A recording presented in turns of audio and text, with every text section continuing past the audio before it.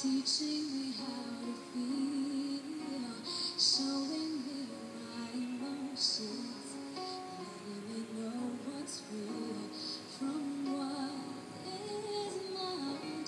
What I've got is more than I've ever hoped for,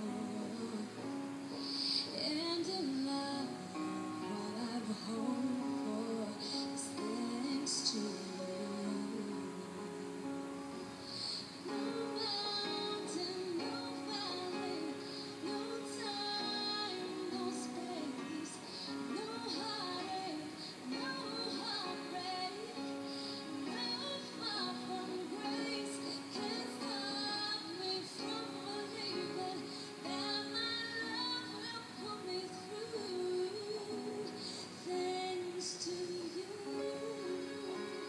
Teaching me how to live, putting things in perspective, teaching me how to give and how to take.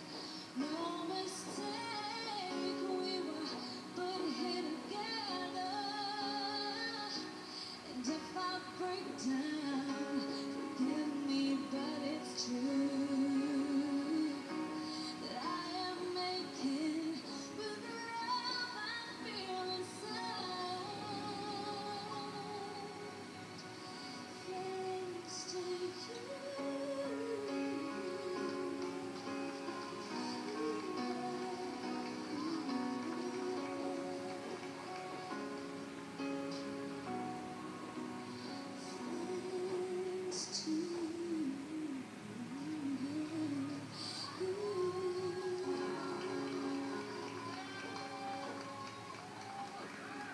Thank you very much, Ate Margaret.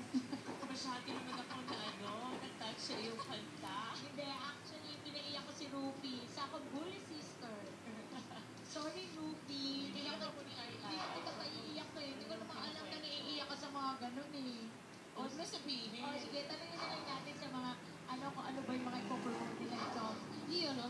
Aiza Live po, available pa rin sa Star Records. Aiza, alam mo ba kung ano talaga yung isa sa mga achievement mo? Pagdating ng panahon, Oo. classic yun. Hindi, ano talaga yun? O, tingnan mo, alam nila.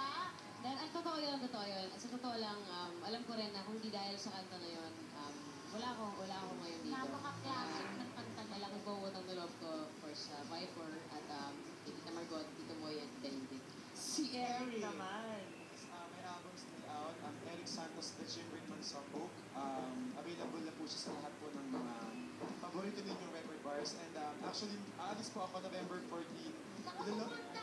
Ilo-launch ko po ito sa Singapore. Taray naman yung Eric Santos. Actually, after ni Aiza, ako naman yung kasi successful si Aiza sa Singapore. So, talaga? sana maka-penetrate din po sa Singapore and sa Malaysia din po and sa Japan. So, abangan niyo po ako dyan. And October 24, nasa Pagcor, Sa Pagcor, Angeles tayo. i-guess ko po si Eric Santos sa Opo. Pagcor. November 7, St. Joseph Catholic School. And November 21, huwag niyo po kakalimutan, may back-to-back concert po ako with City. Ang title po nito, Extraordinary Songs. Sa Aliw Theater po yan. November Uy, manonood 21. ako niyan. Ha? Talaga, Miss Aya. Siyempre. Okay, Nina. Ako po, yung bago kong album, Renditions of the Soul.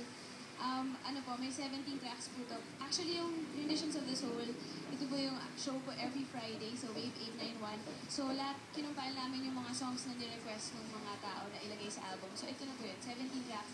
Sessionistas concert for this month sa October 23 sa Cebu, Waterfront. The waterfront. Lahog, yan. Tapos ako po sa October 24 sa Pagcor, Tagaytay.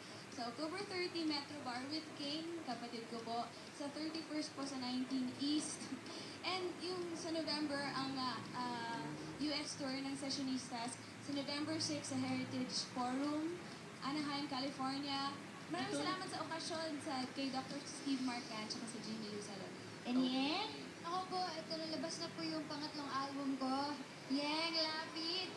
Ito po yung first album ko na ako lahat yung sumulat, kaya sana bumili kayo.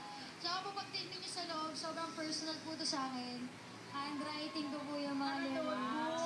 Notebook po talaga siya. So sana pumawa ko ng copies. At kung gusto niyo po ma-check yung schedule, just log on to yenconstantinorocks.com. Yun po, thank you. Oy, Ruby, alika na. Punta na tayo dito. Meron na tayong Grand Pabuenas. Dahil special day ito, ay maaga po kami mamimigay ng Pabuenas. Pero doon muna po tayo sa ating text winner. At congratulations po sa nanalo. At ang sagot ay ASAP09. At naka-flash po sa screen. At ipapadala namin ang inyong prize via mail and more. And thank you so much sa Mixology, Aryan Contact Lens, Occasion, and Nicole Vaipilia for my shoes, Converse shoes, Dr. Manny and Pai Kalayan. Ang number po nila sa LA branch ay 310-895-8460. Trilogy of Benefit Salon for my hair, Nilo Cruz for my makeup, and I Sarap Bar and Resto po ay meron na siyang buffet from 6 o'clock p.m. onwards. Ang nanalo ay si Maricon Bacolod! Ang prize mo, Open Sesame, panalo ka na